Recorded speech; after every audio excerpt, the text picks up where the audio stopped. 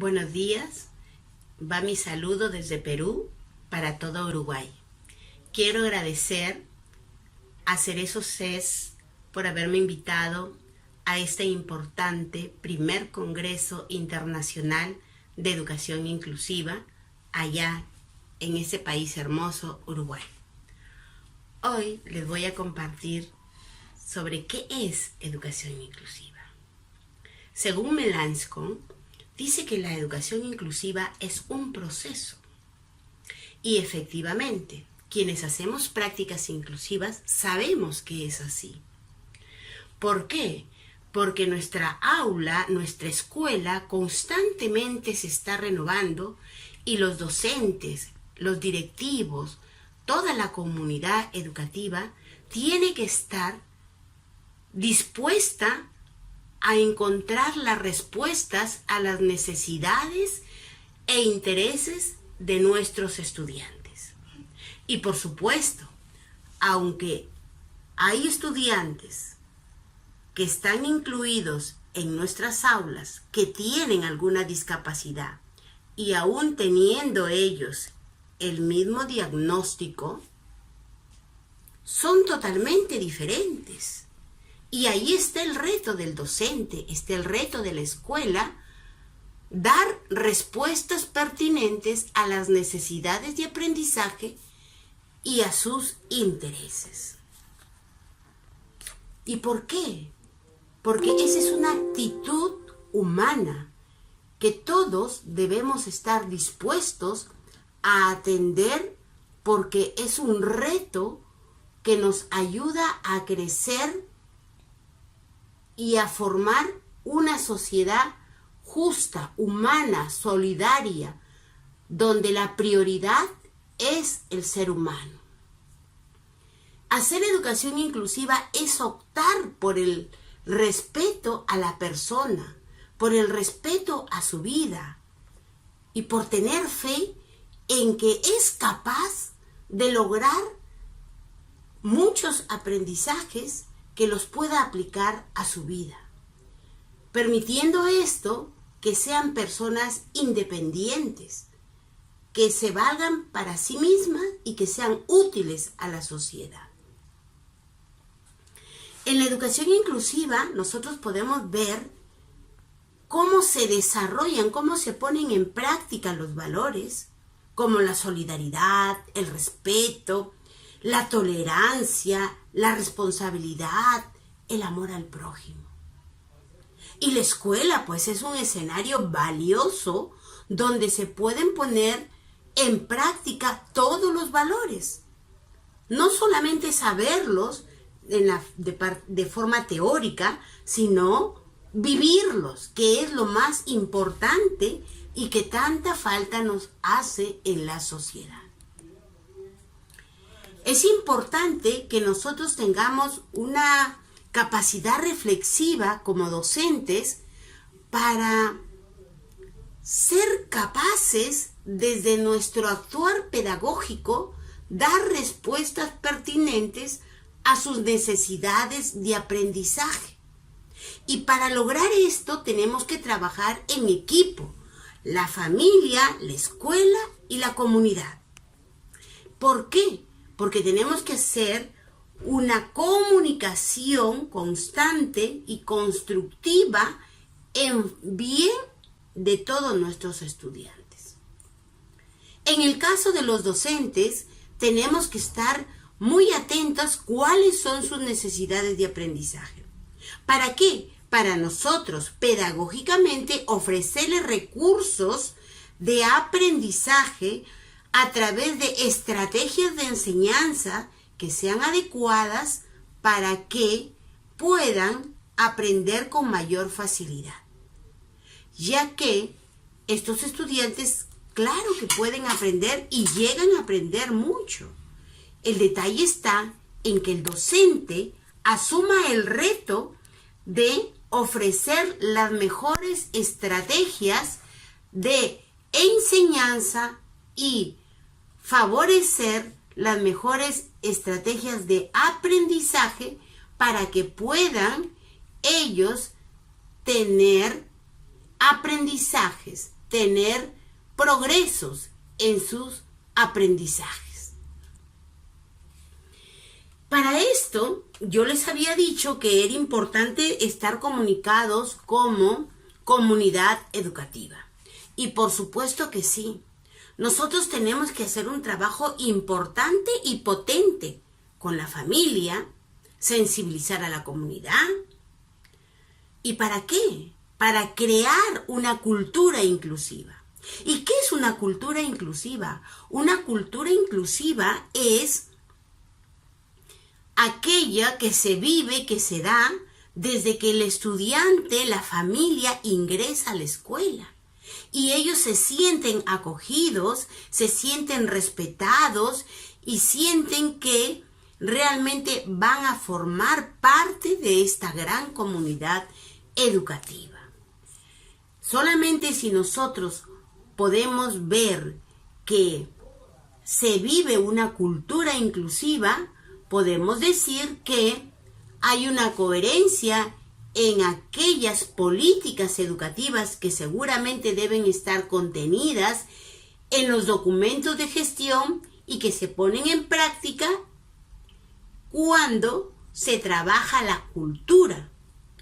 Pero no solamente esto, si tenemos las políticas, tenemos ya trabajando la cultura, se tiene que seguir con las prácticas que la mayor evidencia es el trabajo en el aula o en el cualquier otro escenario de aprendizaje donde el estudiante es capaz de sentirse plenamente presente, sentir que participa, pero sobre todo siente que progresa, que aprende, porque la inclusión no es que traigan a un estudiante y que forme parte de un aula y luego ahí está. No, él, como todos los demás estudiantes, tiene derecho a tener aprendizajes. El detalle está en que las maestras tenemos que pensar y repensar nuestras prácticas, nuestras estrategias a fin de lograr aprendizajes. En este sentido, es importante a desarrollar sus habilidades de manera integral. Los docentes tenemos que andar con una lupa gigante, viendo, mirando ahí cuáles son sus habilidades, cuáles son sus potencialidades y ayudar a desarrollarle. Y como somos personas tan diversas, entre nosotros nos podemos ayudar y lograr que todos desarrollen al máximo aquellos dones que tenemos y que al compartirlos entre todas las personas diversas que estamos, se forma una potente diversidad humana. Y mientras más diversa es esta humanidad, este grupo humano, pues es más rica la experiencia. Solamente que nosotros tenemos que tener una mirada sigilosa para ver qué es lo que tengo que hacer. Y constantemente irlo evaluando, ir acompañando, ir motivando, ir retroalimentando y según su avance ir tomando decisiones oportunas. Para eso nosotros tenemos que crear situaciones de aprendizaje en el que nuestro estudiante esté capaz de avanzar. Y para esto, ¿qué se tiene que hacer?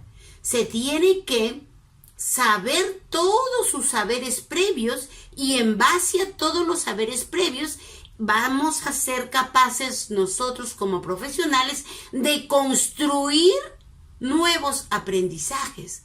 Pero le va a ser más sencillo porque él va a tener esta facilidad de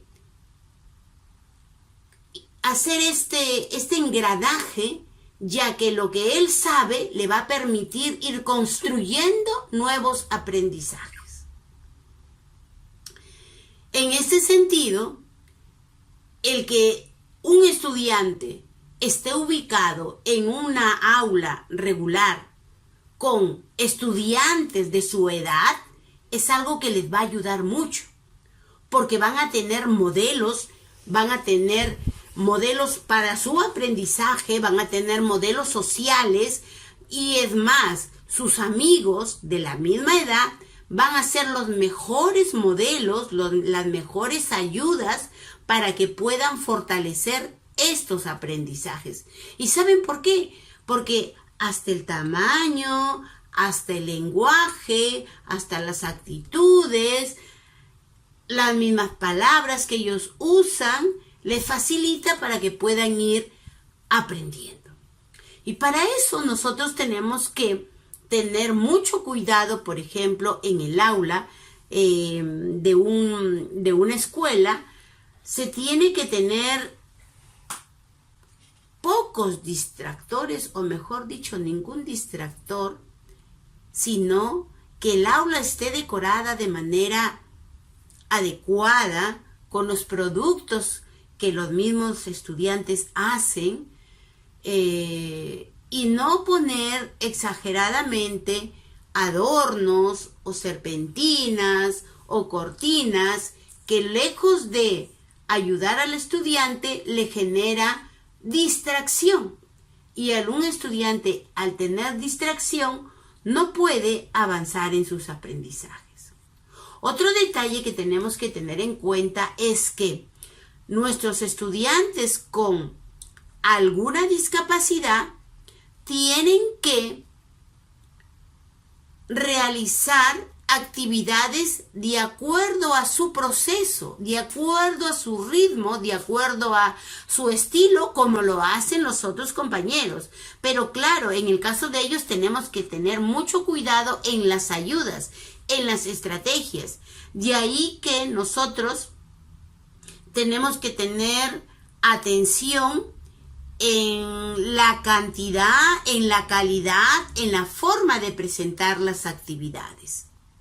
Por ejemplo, si los estudiantes tienen alguna discapacidad auditiva o visual, no lo van a poner cerca de una ventana donde pasa, o cerca de un pasillo donde pasan personas, a veces conversando, y eso les puede generar distracción. Tenemos que tener mucho cuidado en la ubicación, ya lo dije anteriormente, en el diseño de materiales, en cómo presentar una tarea, en cómo debe estar el aula. De repente hay actividades o hay tareas que tienen que seguir, tienen que ser fraccionadas para que él vaya logrando poco a poco. Entonces, cuando dejemos actividades o cuando desarrollemos actividades de aprendizaje, cuando desarrollemos las competencias, tenemos que tener mucho cuidado de que estas sean las más adecuadas. ¿Qué quiere decir las más adecuadas? No tienen que ser ni muy retadoras, que los frustren, ni muy sencillas, que los aburran o los fastidien. No, tienen que ser adecuadas. ¿Y qué quiere decir adecuada? Si él ya tiene este nivel de aprendizaje, no le voy a poner actividades que van debajo de este nivel. No, tengo que ponerle una un poquito más, otro poquito más, otro poquito más, y así es como debe ir avanzando. Cuando estos estudiantes van logrando estos aprendizajes, nosotros tenemos que tener mucho cuidado cuando los felicitamos. No los vamos a felicitar porque, ay, pobrecito. No, tenemos que felicitarlos cuando ha concluido un trabajo, cuando ha terminado un trabajo con calidad. Por eso es que nosotros tenemos que tener mucho cuidado cuando le dejamos un trabajo, porque tiene que ser un trabajo que realmente sí lo puede realizar. Y de ahí que, al estar seguras que nosotros que sí lo puede realizar, es que entonces nosotros le vamos a exigir calidad, porque está en condiciones. Y de hecho que en el aprendizaje se van a presentar errores, y nosotros juntos con ellos tenemos que analizar estos errores. ¿Para qué? Para que él se dé cuenta porque ellos son capaces de aprender, son capaces de darse cuenta, pero nosotros vamos a ir con paciencia, poco a poco, preguntándoles, repreguntándoles, o tal vez describiéndoles la actividad como tienen que hacer, o tal vez dándoles un modelo. ¿Eso de qué va a depender? ¿De una receta? No. Va a depender de las características biológicas, psicológicas, sociales, morales y espirituales de un estudiante. Por eso, antes de hacer cualquier tipo de adaptación, la maestra, el maestro tiene que ser capaz de haber conocido todo de sus estudiantes, haber dialogado con la familia, haber conversado con la docente del año anterior, haber conversado con los amiguitos, en fin, con todas las personas que hayan estado cercanas a él.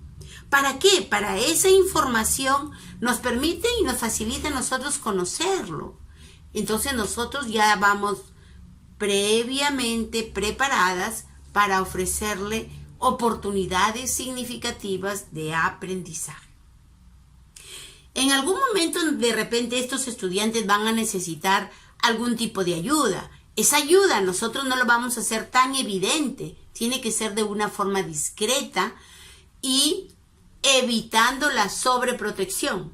Porque a ellos tenemos que darles las oportunidades de aprendizaje. Y la forma de ayudarlos no es hacerles, sino es enseñarles a que ellos aprendan a realizarlo. Aunque ese aprendizaje en algunos estudiantes puede tomar un tiempo más el proceso, ¿no? En cuanto a las conductas, en cuanto a los acuerdos que se deben tener en el aula, para todos tiene que ser igual, incluso para aquellos estudiantes que tienen alguna discapacidad, porque ellos son capaces de comprender que tanto tienen deberes como derechos, y en este sentido es necesario que ellos respeten los acuerdos tomados en el aula, y así ellos van a sentir y a vivir realmente que son parte de la comunidad educativa, ¿no? Para esto también nosotros tenemos que tener en cuenta que hay estudiantes, como es en el caso de aquellos niños que tienen autismo, que necesitamos realizar con ellos unas agendas previas, porque a ellos no les podemos dar sorpresas, no les podemos decir ya, hoy día tú haces esto y después pasa el tiempo, termina la actividad y ya le damos otra actividad. No, a ellos es necesario presentarles toda una rutina, porque a ellos no les gusta la sorpresa. En algunos casos, en otros niños que ya vienen trabajando esta experiencia, de repente ya se ha superado esta parte, pero no. En ese caso, nosotros tenemos que ir poco a poco. El trabajo con la familia es muy importante, porque la familia que tiene un hijo con discapacidad vive una situación muy particular. Y la escuela está llamada a darle todo un soporte emocional, dándole las ayudas a través de charlas, de escuelas de familia o a través de tutorías en situaciones muy particulares en que ellos necesiten una ayuda adecuada, ¿no? Por eso es muy importante que el docente vea, esté atento de aquellas necesidades que presenta el estudiante y su familia. Y una cosa, y con esto me quiero despedir, es que el docente tiene que tener altas expectativas en sus estudiantes. Y yo siempre digo que los ojos de un docente, que los ojos de un maestro son el espejo de un estudiante. ¿Y qué quiere decir? Que conforme yo lo veo a mi estudiante, él va a ir desarrollándose. Si mi estudiante ve que yo tengo altas expectativas en él, créanme que va a ir mejorando y cada vez más y más. Por eso nosotros tenemos que convertirnos en estas personas capaces de valorar al ser humano, apostar por aquellos estudiantes que sabemos que con las ayudas necesarias son capaces de tener aprendizajes importantes, que ellos no han venido a ser una carga, ellos han venido a ser una ayuda, que ya su presencia en nuestras aulas, en nuestras vidas, en la comunidad, en la sociedad, son una ayuda muy importante, muy significativa. En ese sentido, nosotros tenemos que valorar la presencia de ellos. ¿Por qué? Porque nos ayudan a vivir valores. Un aula que están todos con el signo del igual, entre comillas, es muy diferente a un aula que tiene a un estudiante con alguna discapacidad. Porque créanme que esos compañeros, esos estudiantes aprenden a ser solidarios, aprenden a respetar al que es diferente, aprenden a ayudar. Y de eso se trata. La escuela, su primera función es de formar personas que ayuden a constituir una sociedad humana. Y en este sentido, la presencia de estos estudiantes nos comportan un aporte potente para lograr este importante proceso de educación. Espero haberlos ayudado y colaborado en este espacio, y va mi saludo para todos los que están en este importante primer Congreso Internacional de Educación Inclusiva y que puedan disfrutar las demás ponencias. Va mi saludo desde Perú y espero pronto visitarlos. Hasta pronto.